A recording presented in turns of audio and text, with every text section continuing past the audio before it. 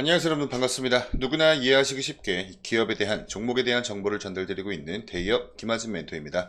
오늘은 우리 여러분과 같이 YBMNet이라는 종목에 대해서 말씀을 좀 나눠볼 겁니다. 최근에 실적 발표가 됐어요. 근데 많은 분들께서 이 단기 순이익이 큰 폭으로 하락한 데 있어서 굉장히 좀 당황을 많이 하시더라고요. 그래서 오늘 영상에서는 우리 같이 이 실적을 체크를 해보면서 제가 이 실적 체크가 이 실적의 의미를 하고 있는 이러한 의미까지 제가 해석을 해드리는 이러한 시간을 가질 거고요. 여기에 한 걸음 더 나아가서 국내의 이 에듀테크 시장이 앞으로 어떻게 될 것인지에 대한 이러한 전망, 시장 조사기관에서 조사를 해온 그러한 자료들이 있습니다. 그 자료들을 근간해서 이러한 부분도 오늘 영상에서 한번 같이 고민을 해보고 말씀 나눠보는 시간을 갖도록 하겠습니다. 우선은 지금 제 영상을 클릭을 하신 분들께서 YBM넷에 관심이 있으시고 아니면 이미 주주이신 분들이 아마 많으실 거라고 생각이 드는데, 그래도 어떤 기업인지 잘 모르시고 투자를 하신 분도 분명히 계실 거란 생각이 들어요. 그래서 간단히 이 YBM넷이 어떤 기업인지에 대해서 좀 간단히 먼저 짚고 넘어가자면, 우선 여러분 토익, 토플, JPT 이런 거 좀 잘 알고 계시죠? 외국어 시험입니다. 이러한 시험들을 좀 대비를 하면서 회화, 문법, 작문, 어휘 등에 걸쳐서 약 300여 개의 온라인 외국어 강의를 운영을 하고 있는 회사예요. 그리고 470여 개의 기업체와 또 전국 110여 개의 대학교에서 YBM넷의 콘텐츠를 이용을 하고 있는 교육이 이루어지고 있습니다. 그렇기 때문에 주요한 매출 또한 그쪽에서 발생을 하고 있는 기업이다, 이렇게 정리를 하시면 될 것 같아요. 이렇게까지만 간단히 말씀드리고 먼저 이 실적 체크를 하면서 해석을 해드릴 건데, 영상을 본격적으로 시작하기 앞서서 구독하고 좋아요 한 번씩만 부탁드리겠습니다. 그럼 영상 시작해 보도록 하겠습니다. 우선 이렇게 2월 14일에 발표를 한 YBM넷의 실적을 한번 보겠습니다. 당해 사업 연도가 가리키고 있는 연도는 23년도고요. 직전 사업 연도는 당연히 22년도겠죠. 우선 매출액 같은 경우에는 22년도에 625억 원이었어요. 근데 23년도 매출액이 604억 원 정도를 이제 기록을 맞죠? 604억 원 정도 하면서 매출액이 소폭 약 3%가량 감소를 했습니다. 자, 근데 영업이익 측면에서 한번 좀 보시면요. 22년도 영업이익 같은 경우엔 약 47억 원 정도를 기록을 했었는데 23년도 영업이익은 51억 원을 기록을 하면서 이 증감 비율로 환산했을 땐 약 8%가량 상승을 했습니다. 우선 이 부분에선 매출액까지 같이 상승을 해줬으면 너무나 더할 나위 없이 좋았겠지만, 매출액은 감소를 했고 영업이익은 대신에 증가를 했기 때문에 그렇게 나쁘다고는 볼 수가 없어요. 왜냐면 이 영업이익 전환율 자체는 증가를 한 거다라고 이해를 하시면 되기 때문입니다. 자, 그래서 사실 우리가 가장 궁금한 게 이 부분이죠. 이 당기순이익. 당기순이익 같은 경우에는 22년도에 76억 원을 기록을 했는데 23년도에 50억 원 정도를 기록을 하게 되면서 증감 비율로 환산을 하면 약 33%가량 감소를 했어요. 그래서 많은 분들께서 이 부분을 굉장히 많이 우려를 좀 하셨습니다. 그래서 제가 오늘 이 부분을 좀 해석을 해 드릴 건데, 밑에 내려다 보시면 여기 이렇게 원인이 나와요. 매출액 또는 손익구조 변동 주요 원인.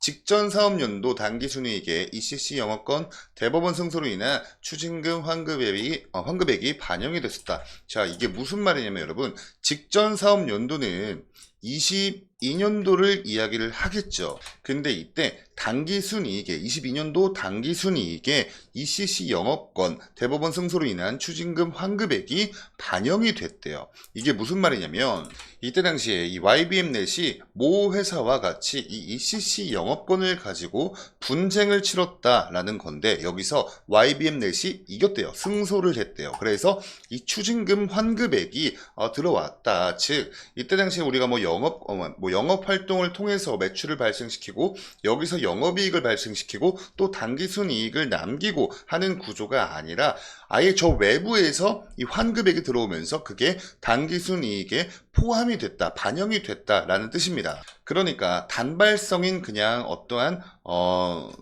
이 외적인 영향 때문에, 외적인 요인 때문에 단발성으로 단기순이익이 이때 잠깐 22년도에 증가를 했던 것이다 라는 이야기입니다. 여기서 말하는 이 ECC가 뭐냐면요, 여러분, 어려운 용어가 아니에요.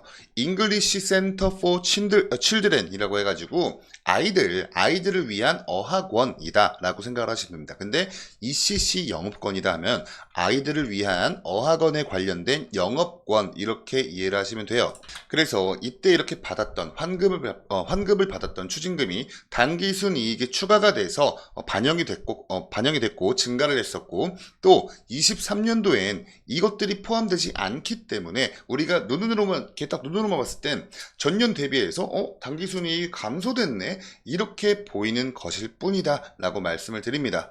즉 정리해서 다시 위를 보면서 말씀을 드리면요, 매출액은 약 3%가량 감소를 했지만 영업이익 같은 경우에 8%가량 증가를 하면서 이 상승폭이 하락폭보다 높죠. 그러면 실적이 나쁘다라고 말을 할 수가 없는 거예요. 그러니까 즉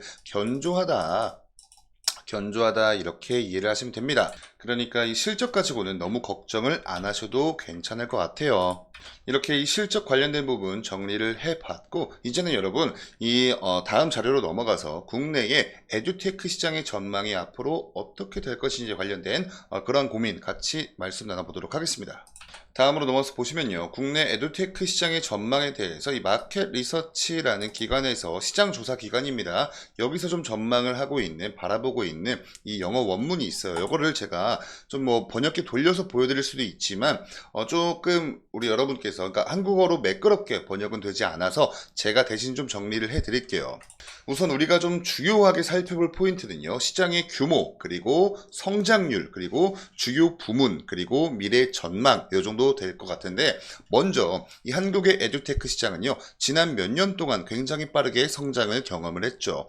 2022년도를 기준으로 해서 시장의 총 매출은 48억 달러 규모라고 합니다. 이거를 한화로 환산하면 6조 4천억 규모예요. 근데 2017년도부터 22년도까지의 연간 성장률을 환산해서 좀 보면 10.2%에 달한다고 합니다. 10%가 넘는 성장을 지금까지 보여왔다. 2022년도 기준으로. 이거는 이 기술의 발전과 디지털화 증가가 주요 성장 동력이다 라는 것을 시사를 하고 있습니다. 특히 여러가지 요소와 여러가지 부문이 있겠지만 이 K12 여러분, 유치원부터 고등학교 3학년까지 이 12년 동안의 이 교육 시스템입니다. 이게 이 시장 가치의 약 54.2%를 기록을 하면서 가장 큰 비중을 차지를 했는데요. 이것을 여기서 54.2%면 약 26억 달러, 한화로 환산하면 3조 4,700억 원 규모입니다. 이러한 내용들을 좀 미뤄봤을 때 우리나라 한국의 에듀테크 시장이 학생 및 교육기관의 요구에 맞춘 제품과 또 서비스를 제공하는 데 중점을 두고 있음을 보여주고 있는 것이죠. 그 다음으로 이제 미래 전망을 한번 좀 살펴보시면요, 2022년도부터 27년까지 한국의 에듀테크 시장은 더욱더 성장을 할 것으로 예상을 하고 있습니다. 27년도 매출이 76억 달러에 이를 것이라는 예측이에요. 이거를 하나로 환산하면 10조가 넘어갑니다. 10조 1,500억 규모예요.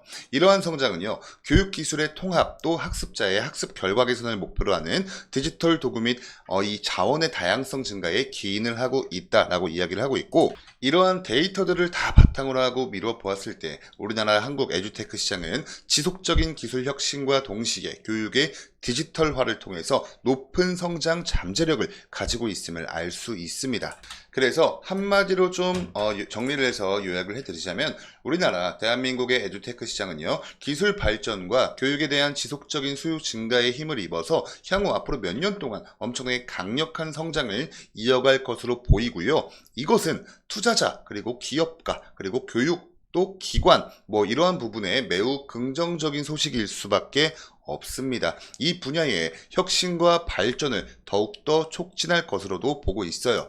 그러니까 우리 여러분들은 좋은 산업에 좋은 투자를 하고 계신다고 볼 수 있다, 이렇게 정리를 할 수 있겠습니다. 자, 그럼 이제 차트로 넘어가서 YBM넷의 주가에 관련된 내용 말씀 나눠보도록 하겠습니다.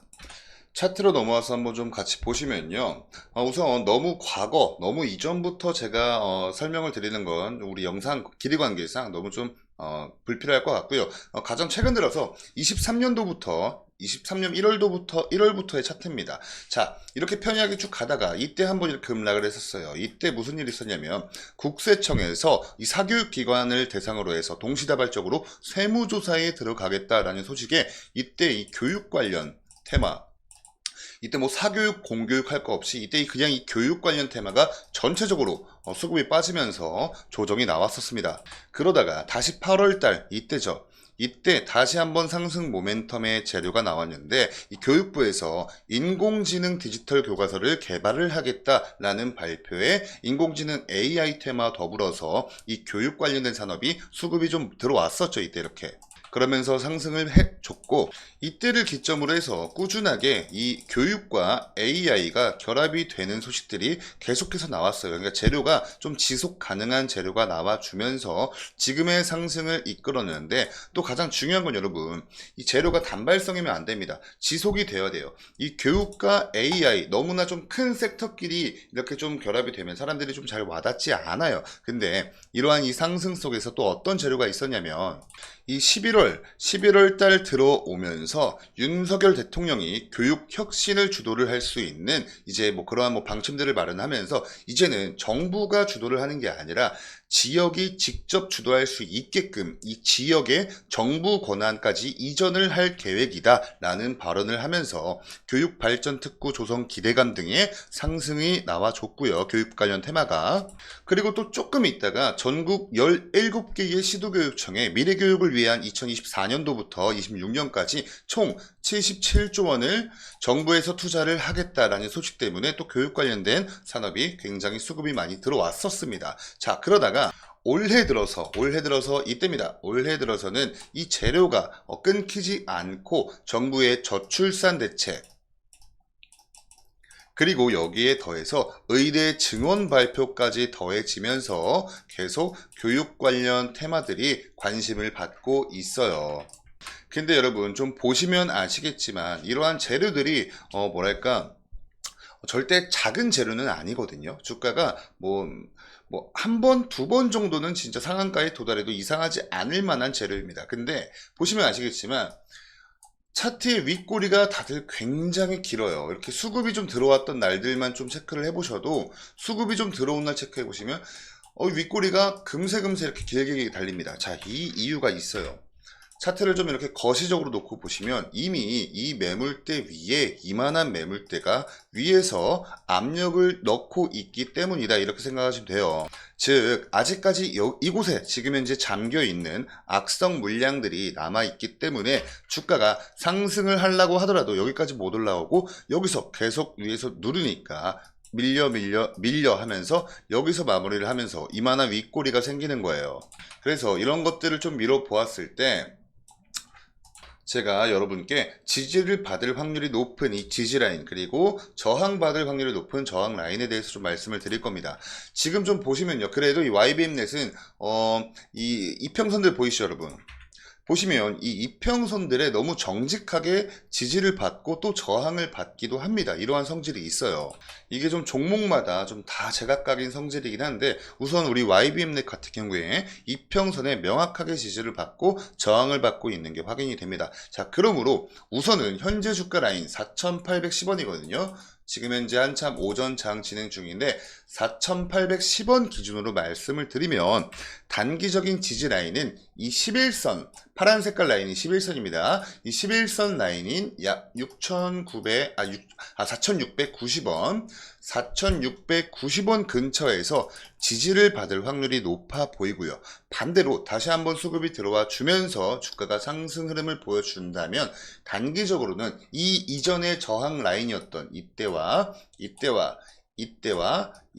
저항 라인이었던 약 4,970원 근처 4,970원 근처가 일단 단기적으로 저항 라인으로 역할을 할 것으로 보입니다. 그리고 만약에 생각보다 좀 강한 수급이 들어와 주면서 강한 상승을 동반해 준다면 이쪽 라인은 뚫고 올라가기 굉장히 쉽겠죠. 바로 위쪽 라인이니까 이걸 만약에 뚫고 올라간다면 그 다음번 저항 라인인 이때 저항받았고, 이때 저항받았고, 이때 저항받았고, 이때 계속 이렇게 저항을 받았었던 약 5,400원 부근, 5,400원 부근에서 다시 한번 큰 저항에 밀릴 가능성이 높아 보인다라고 말씀을 드릴 수 있을 것 같아요. 다시 한번 차트를 거시적으로 보시면요. 이 5,400원 라인을 뚫고 머리 삐꼼 하자마자 여기 있는 매물대들이 너무나 강력하게 누를 게 뻔하다 보니까 이것들 근간으로 말씀을 드린다는 점 미리 말씀드리고요. 이러한 기술적 분석은요, 여러분, 저의 100% 개인적인 견해이기 때문에 절대로 정답이 될 수는 없어요. 그냥 우리 여러분들 투자하실 때 투자 판단에 근거 마련에 보탬이 좀 되시라고 말씀을 드리는 거고, 우리 여러분들은 그냥 이런 견해도 있구나 라고 정도만 참고를 해주시면 감사하겠습니다. 자, 그럼 여기까지 YBM넷에 대해서 좀 말씀 나눠봤고요. 오늘 이 YBM넷의 실적 체크하면서 해석 같이 해드렸고, 그리고 이제 우리나라 국내 에듀테크 시장의 전망에 대해서 같이 좀 이야기를 나눠봤습니다. 그리고 끝으로 이 주가 흐름에 관련된 내용 말씀 나누면서 영상 마무리를 하고요. 오늘 영상이 조금이나마 도움되셨다면 영상에 좋아요 버튼 한 번씩 눌러주시고 저희 채널도 구독 버튼 한 번씩만 부탁드릴게요. 저희 채널 구독하시면 좋은 게 뭐냐면 진짜 지금 국내에 상장이 되어 있는 대부분의 종목들의 커버 영상들, 분석 영상들을 다양한 전문가들이 맡아서 각자의 이 섹터를 맡아서 분석을 해드리고 있어요. 그래서 저희 채널 만약에 구독을 하신다면 굳이 이 YBM넷 뿐만 아니라 다른 종목들을 보유를 하고 계신 분들한테 굉장히 유용할 수 있다라고 말씀드릴 수 있을 것 같아요. 그러니까 좋아요와 구독 버튼 꼭 한 번씩만 부탁드리고요. 저는 다음 영상으로 인사드리도록 하겠습니다. 지금까지 시청해주셔서 감사합니다.